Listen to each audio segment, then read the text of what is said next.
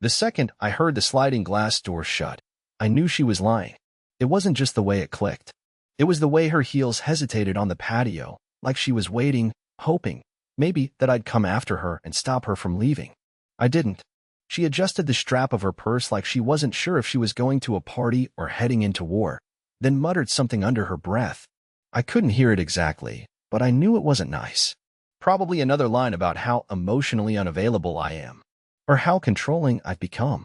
The irony being that I hadn't asked her a single question when she said, "Logan's throwing a party," and I said I'd go. Logan. That name hit like ice water in the chest. She walked past our fence without looking back. Got into a rideshare. I watched from behind the blinds like some character in a sad documentary about fragile marriages. It was only 7:42 p.m., but in my mind, the clock struck midnight the moment she said his name.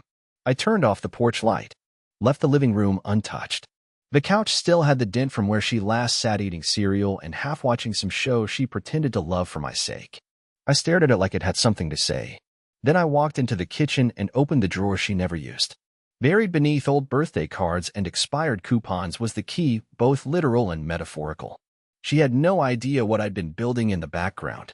No clue what I'd prepared for this exact moment. She thought her silence, her gaslighting, and her slow emotional drift were invisible. But I saw it all. So while she was clinking glasses with her ex, laughing too hard at jokes he hadn't earned, I was moving piece by piece through the house, not to tear it apart, but to subtract myself from it. Quietly, methodically, like a ghost packing up after a haunting. Every cabinet she opened the next morning would tell a story. And the note? Well, I didn't write it in anger. I wrote it with the same patience she used to erase me over the past year. One line. One quiet blow. By the time she came home, something was gone. Me. She texted at 9:17 p.m. Just 3 words. It's going great. No emoji. No photo. No wish you were here sarcasm. I stared at it like it was a riddle I was supposed to solve. What was great, exactly? The wine? The company? The part where she sits beside the one man who made her question our marriage during a fight we had 2 years ago? I didn't reply. I just set my phone down face down, as if the silence between us would suddenly thicken enough to suffocate whatever she thought we still were. The apartment felt too loud in its quiet. You ever notice how a dishwasher running or a ceiling fan humming can suddenly feel like screaming when your mind's in chaos? That was me. Just pacing back and forth in socks that kept catching on the damn rug corner she always told me to fix. I opened the fridge 4 times and never took anything out. Stared at the same jar of mustard like it had the answers. At 10:04, I opened Instagram. I shouldn't have. Ben, her coworker who never liked me, had tagged Logan in a story. My stomach clenched before I even tapped it. The video was blurry, the music loud, people shouting lyrics they didn't know the words to. But there, right in the middle, on a cheap leather couch that looked too familiar, was Lynette, my wife, laughing, her head thrown back like she was 17 again. And Logan? He had his hand on her knee like he never left. I stared at it for so long the video looped 3 times before I exited. That was the thing that broke me. Not the party. Not the dress. Not even the ex. It was the way she looked so free. Free from me. I didn't rage. I didn't scream. I didn't throw a single thing. I just sat down at our dinner table, the same table where we once stayed up till 2 a.m. playing Monopoly and pretending the bills weren't due, and wrote a list. Not a list of what she'd done, but what I had allowed. I'd allowed the long pauses to become normal. I'd allowed every "I'm just tired" to pass without question. I'd allowed my gut to scream while I muted it with blind loyalty. I let my love for her outweigh her care for me. And in that silence, I made my decision. I walked to the guest bedroom, the one we never used, the one she called the junk room. I opened the closet. Inside, in a rolling suitcase I packed months ago, not because I was planning to leave, but because I didn't trust how fast things were slipping, was everything I needed. Documents, keys, a flash drive, a manila envelope with copies of conversations she didn't know I'd seen. Then I took down the photo of us at the Grand Canyon, the one where I was smiling and sunburned and she was looking off to the left at someone else's camera. It never felt like our photo, just mine. By 11:20, I had everything in my car. I left the lights off. Didn't want neighbors asking questions. I sat in the driver's seat for a full 5 minutes, hands on the wheel, staring at our balcony where a wind chime clinked faintly in the breeze. I didn't cry. I didn't smile. I just felt empty, but not lost. Before I pulled away, I left a letter. Not long, not cruel, just the truth, taped to the fridge, where she'd go first, because that woman always came home hungry after wine. It read, "While you were finding your freedom, I found mine too. There's nothing to fight for anymore. Don't call. I won't answer. You knew the door you were walking through. You just never thought I'd close the one behind you." She wouldn't read it for another hour. But by then, I'd be somewhere else. Far enough that her gaslighting couldn't reach me. Close enough to still hear the echo of my own silence. And that was enough for tonight. She came back at 1:13 a.m. I know because I was watching the camera feed from the Ring doorbell, sitting in a cheap motel 26 minutes outside of town with a vending machine humming beside me like it was mocking my life choices. She stood at the door longer than usual, keys in hand. Her purse was sliding off one shoulder. I could tell she was tipsy, not falling over drunk, but just floaty enough to think the world still revolved around her. She looked behind her once, like she was checking to make sure no one saw her come home alone. That detail didn't sit right with me. I leaned closer to the screen, almost touching the glass.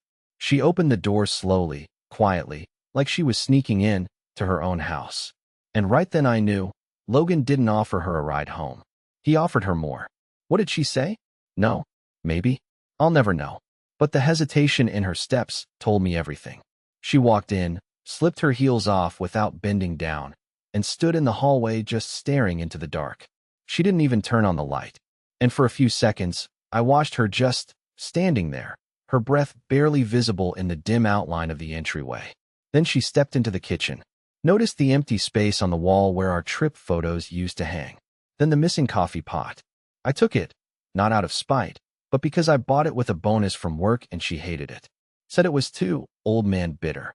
That coffee pot brewed every morning I drove her to work when her car was in the shop for 3 weeks, and she forgot to say thank you even once.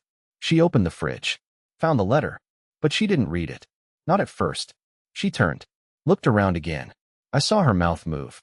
She said something, probably my name.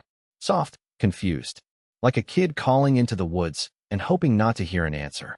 She walked to the bedroom, opened the closet. That pause when she realized my side was gone. That made my stomach knot. She sat on the edge of the bed, hands in her lap. And only then, only after looking at what wasn't there, did she finally walk back and peel the letter off the fridge. I watched her read it once, twice. Then she dropped it like it burned her. And that's when she finally cracked. I always thought if I left, she'd rage. Shout. Call me pathetic. Say I was weak for running. But she didn't. Not this time. She walked back to the living room and sat in the dark. No music. No TV. Just her. Alone. I watched for 20 more minutes. She never moved. That was the first time I realized she never expected me to leave. And that stung worse than everything else.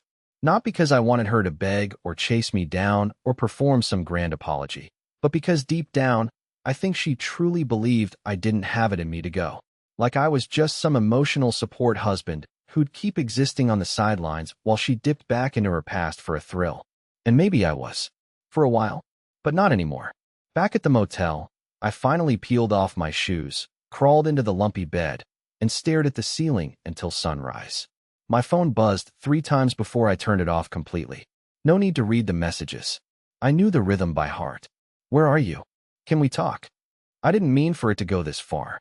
They always say it like that, don't they? But what they never say is the truth. They never say, I knew what I was doing. I just didn't think you'd do something back. Well, I did.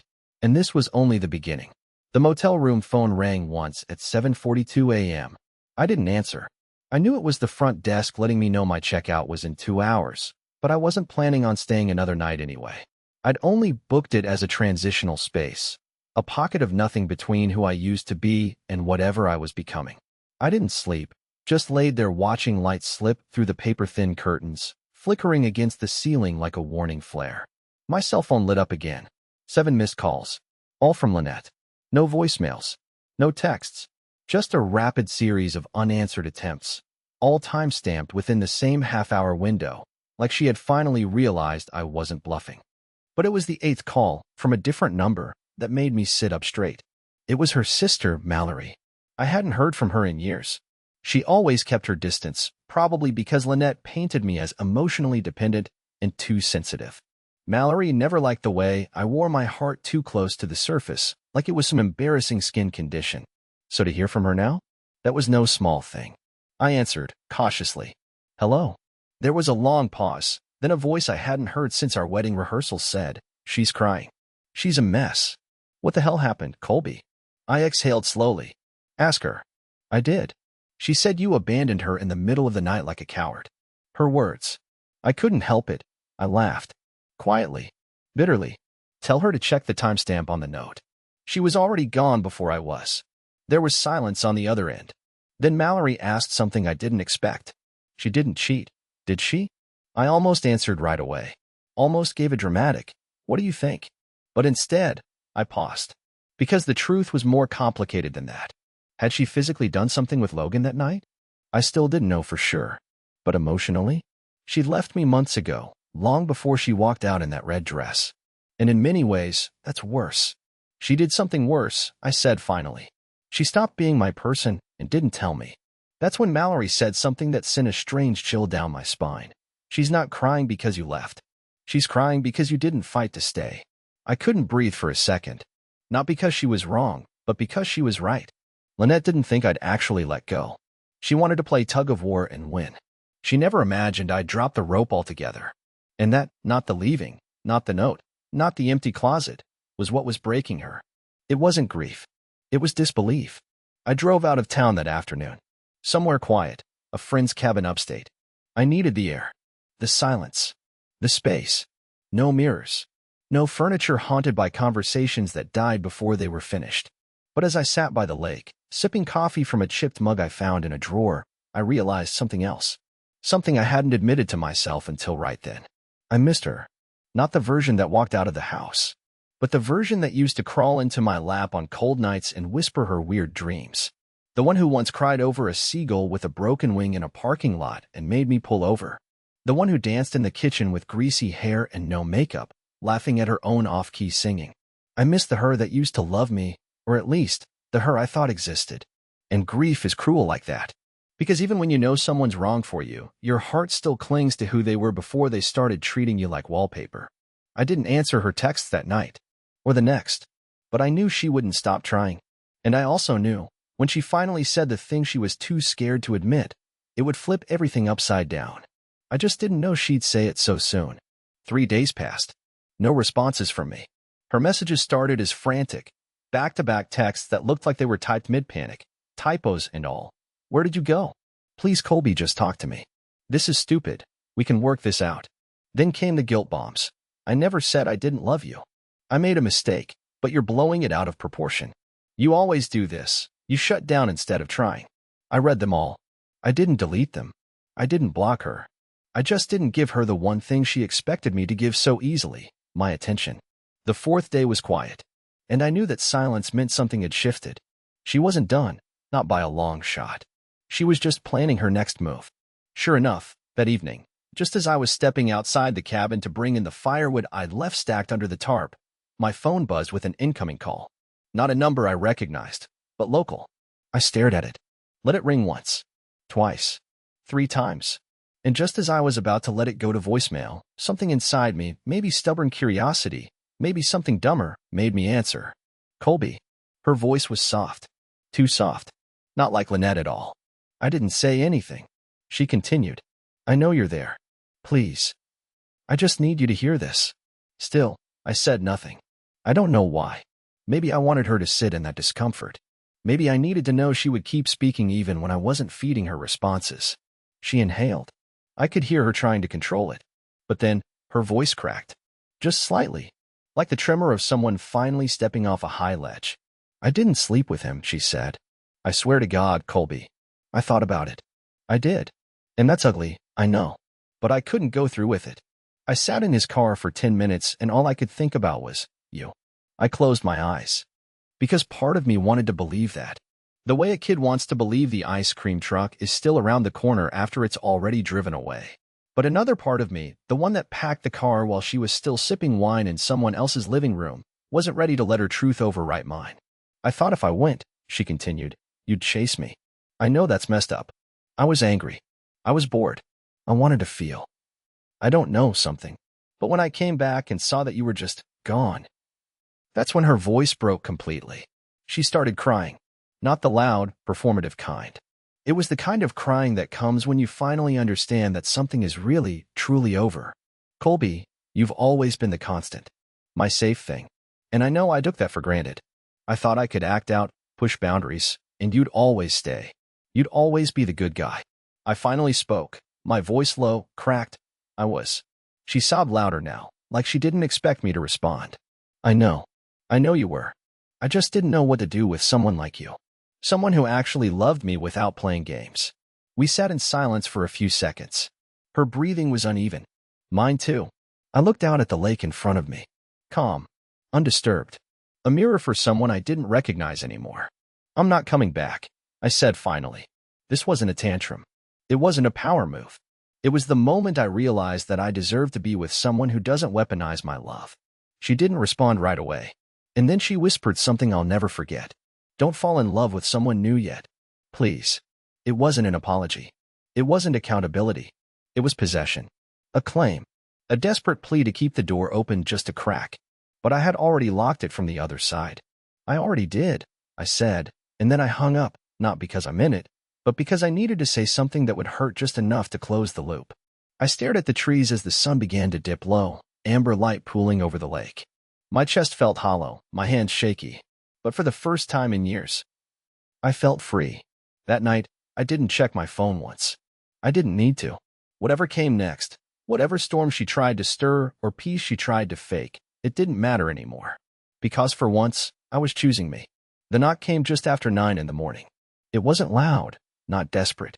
Just 3 quiet raps, like someone wasn't sure if they wanted to be let in or just needed to prove they had the nerve to try. I was still in sweatpants, half asleep, staring at my reflection in a mug of cabin-brewed coffee when the knock made me flinch. I hadn't told anyone where I'd gone except for Marcus. Marcus was the kind of friend you only realize is your friend after everything goes to hell. He lived part-time in this cabin, but I called in a favor the week I left. Told him I needed time, space, and he gave me both, along with a spare key, a stocked fridge, and a warning. If she finds you, don't expect her to walk away easy. I didn't. But I also didn't expect her to find me this fast. I didn't move. Just stood still, heartbeat shallow, coffee cooling in my hand. Another knock. A pause. Then I heard footsteps on the porch. Not retreating. Pacing. I peeked through the curtain. And there she was. Lynette. Hair pulled back. No makeup. Wearing the hoodie I thought she lost 3 years ago, mine, actually, now that I think of it. Her arms were wrapped tightly around herself like she was cold, but it was nearly 70 out. She looked smaller than I remembered. Or maybe just more human. Less of the curated version she always presented to the world. The door didn't open. Because I didn't go to it. Marcus did. He came out of the back hallway, blinking at me, holding his phone like he'd been in the middle of a podcast. He didn't ask permission. Didn't even glance at me. Just opened the door like he lived there full time. When she saw him, her whole face dropped, not in fear, not in shame, but in confusion. Like she thought she'd catch me vulnerable, alone, and instead, found that I wasn't completely alone anymore. Not emotionally. Not practically. Hi, she said, her voice almost a whisper. Marcus stepped outside, closing the door behind him so she couldn't see me. I stood there in the hallway, still frozen, watching from the side window. I need to talk to Colby, she said. Please. Marcus just stared at her. You think it's that simple? She shifted. No. I know it's not. But I drove 3 hours. I didn't know where else to. You knew exactly where else to go, Marcus cut in, calm but firm. You had years of places to go. Years of chances to talk to him. You chose now because he finally stopped giving you everything.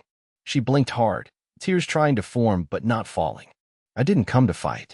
I didn't want it to end like this. From inside, I felt the old pull, the sick need to open the door, to let her in, to listen. But I didn't move. I just watched. And for the first time, I wasn't watching to protect something. I was watching to confirm that I no longer belonged in this dynamic. Marcus held the line. You want him to forgive you, he said. But I don't think you even know what you're asking him to forgive. I didn't sleep with Logan, she said quickly, like it would absolve everything. He shook his head. That's not the betrayal, Lynette. You don't get it. You left in your heart long before you ever put on that dress. You treated his love like a guarantee, not a gift. That's what broke him. She said nothing. just stood there, still, eyes searching the windows for me.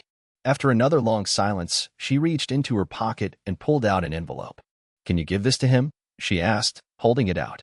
Marcus didn't take it. "He's right behind this wall," he said, finally turning his head toward me through the glass. "If he wants it, he'll come get it." She nodded, slowly, and then she placed the envelope on the porch railing and walked away. No drama, no tears, just a slow, exhausted walk back to her car. I didn't open the door until the sound of her tires faded completely. When I picked up the envelope, it felt too light to matter. But inside, folded once, was a photo. It was us. From years ago. Before the tension. Before the second phones. Before the fights that started with silence and ended with nothing. And on the back, in her handwriting, were 5 words. "I didn't know I'd miss you. I didn't cry. I didn't smile. I didn't know how I felt. But I didn't tear it up. I just slid it into the drawer and walked back inside. Because for the first time in this entire collapse of a love story, I wasn't reacting. I was choosing. And tomorrow, I'd make the biggest choice of all." The envelope sat untouched in the drawer for 2 days. I didn't open it again. Didn't look at the photo. It was strange how something that used to mean everything could now sit silently in a drawer and not pull at me. Maybe because it wasn't really the photo I missed. It was the version of me in it. That guy with his hand around her waist, squinting at the sun, smiling like he still had a place in her world. On the 3rd day, she broke the silence. Not with a text. Not a call. A voice message. I saw the notification come through just as I was pulling logs into the fireplace. I should have deleted it. But curiosity is a parasite. It gets under your skin and whispers things like, "What if she's finally honest this time?" I stared at the little waveform for a long time. Not touching it. Not playing it. Just looking at it like it might vanish if I waited long enough. Marcus came back that evening. He brought takeout and didn't ask questions. He just handed me a carton of lo mein and cracked open a ginger beer like we were watching football on a regular Tuesday instead of standing in the middle of a relationship postmortem. I handed him my phone. "She sent this," I said. "I haven't listened to it yet." He raised an eyebrow. "Want me to hit play?" "No," I said. Then, "Yes. But you do it." He tapped it before I could change my mind. Her voice filled the room immediately, soft but shaky, like she'd recorded it while trying not to cry. "Colby.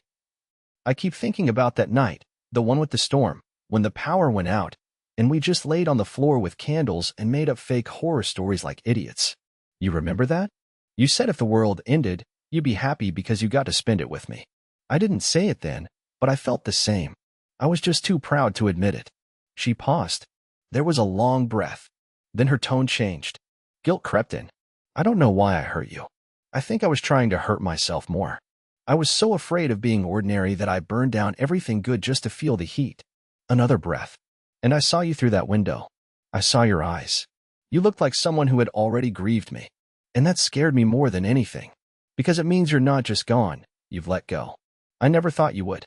You always clung, Colby. You loved me like it was your job." Then her voice broke. "And I let you. I made you the emotional janitor in our marriage. You cleaned up after my messes and apologized when I made you bleed." Silence. And then she said the one line that finally made my chest tighten. "You didn't deserve me, Colby." And that's the first honest thing I've said out loud in a year. The message ended there. No plea. No, please call me. No desperate promises. Just that final line hanging in the air like smoke in a room no one's allowed to enter anymore. Marcus didn't speak. He just handed the phone back, still chewing, eyes focused on nothing. I stood up, walked out onto the porch. The wind was sharp that evening, trees rustling like they were holding back secrets. I stared out at the lake, wondering how a person could finally say something real, something raw, after so many empty sentences. But here's the truth I hadn't admitted even to myself until that moment. I still loved her, even after all of it. Even after the betrayal and the slow erosion of who we were. There was a part of me still tied to her, like a ghost limb aching long after it's been severed. I didn't want her back, but I wanted something from her. Closure. Not the cliché kind where we sit across from each other in a coffee shop and say, "I wish you the best." I wanted to look her in the eyes and not feel like a man who got left behind. So I made a decision. I texted her 3 words. "You can come." Then I turned off my phone, placed it on the table, and let the night take over. Tomorrow, she'd arrive. And what happened next would not be what she expected. She arrived the next afternoon, just after 3. I watched her step out of the car slowly, as if she was afraid the earth might crack under her feet. She didn't wear makeup. No dramatic outfit. Just jeans, a soft gray sweater I hadn't seen in years, and a look I didn't recognize, not quite guilt, not quite hope. Something between. I didn't come out right away. Let her sit on the porch swing for a few minutes. Let her wonder. When I did walk out, I didn't look like the broken man she left behind. I'd shaved, gotten a decent haircut, wore clean clothes. I wasn't polished, but I was composed, pulling away I hadn't felt in years. She looked up, and her breath caught, just for a second, like she didn't expect to see me standing there without the weight of her shadow across my shoulders. "Thanks for letting me come," she said quietly. I nodded. "You're not here to win me back, Lynette." She swallowed hard. "I know. You're here to hear me out. That's it." She nodded again. I gestured toward the cabin door. "Come inside. Someone's waiting." Her brows furrowed. I saw the panic rise in her throat. "Someone. Don't worry," I said. "Not a rebound. Just someone who matters to both of us." She followed me in slowly. Every step, cautious. The cabin was quiet, save for the ticking of the old wall clock. She paused at the threshold of the living room, I scanning the room, and then landing on the person sitting at the table. Mallory. Her sister. Lynette froze. Mallory stood. "Hi." Lynette blinked, stunned. "What are you?" "I asked her to come," I said, "because you needed someone who knew both versions of you. And I needed someone who knew both versions of me." Mallory walked over. "This isn't an ambush. We're not here to shame you, Lynn. We're here because we care about you, and we know you've been running from your own reflection for a long time." Lynette's shoulders dropped. Her face crumpled for just a second, then steadied. "I deserve this," she whispered. "No," I said. "You don't deserve punishment. You deserve truth. You deserve to see what love looks like when it chooses itself." She sat down. Mallory sat beside her. I stayed across the table. "I loved you more than I loved myself," I said gently. "And for a long time, I thought that was noble. But it wasn't. It was self-erasure. I shrank so you could grow, Lynette. And that wasn't love. That was codependence in a nice frame." She nodded. Silent tears now. "But here's the thing," I continued. "I'm not angry anymore. I'm grateful. Because if you hadn't gone to that party, if you hadn't dared me to leave, I never would have learned what I'm capable of surviving." She opened her mouth to say something, then closed it again. Mallory placed a hand over hers. "Let him go, Lynn. With love, not guilt." Lynette nodded, eyes full. "I want to." I stood then, reached into my jacket and pulled out the photo she'd left in the envelope. I walked over and handed it back to her. "I don't want to throw away the past. It made me who I am, but it belongs to both of us. So take it. Remember us how we were, but don't chase it anymore." She took the photo with shaking hands, clutched it to her chest, and in that moment, for the first time in months, we didn't feel like enemies. We felt like two people who'd outgrown a story we didn't know how to finish. But we just did. I walked her out to her car. No dramatics. Just a quiet, real goodbye. She paused at the door. "You'll be okay, won't you?" I smiled, a real one. "I already am." She left, and for the first time in years, I didn't watch the car disappear. I walked back into the cabin. Mallory stayed behind a bit longer, and we sat by the fire without saying much. Just the quiet between people who've come through something together. The next morning, I packed my things. Drove home to a place that used to feel like prison, but now felt like possibility. I bought a new couch. Donated the old one. Painted the walls a color I liked, not one we agreed on by compromise. Got a dog. A scruffy mutt named Winston who didn't care about my past, only the snacks in my pocket. And eventually, I met someone. Not a replacement. Not a distraction. Just someone who looked me in the eye and saw me. And this time, I didn't give away my whole self to keep them. I shared it, piece by piece. That was enough. I was enough. And that's the part no one tells you. When you walk away, truly walk away, the silence doesn't echo forever. Sometimes, it makes room for music you didn't know you could hear again. And it's beautiful.